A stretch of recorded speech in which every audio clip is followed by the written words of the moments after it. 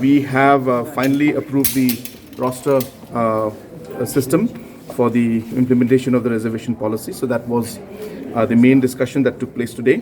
Well, we'll be, I think tomorrow is the hearing, so let's see how things go. But as I said, the important part was to submit the roster or to clear the roster.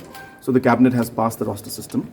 So now we'll take things forward. And this was, as I said, a very heavy exercise that required a lot of detailed discussion to be done. So we've done that, and then we've cleared it, and now let's see now the process will move forward. Roster system is very simple. Roster system requires, as you're aware, that in a roster system there is the reservation policy comes in terms of the number.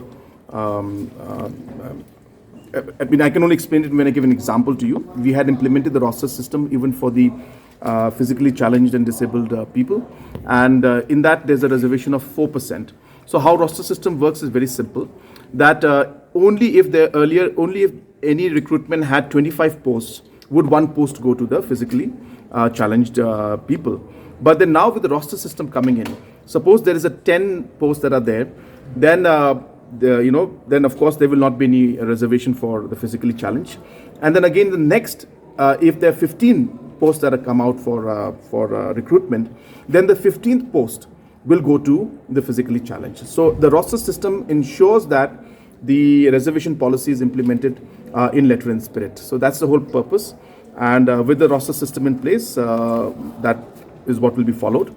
And that was a requirement for the High Court.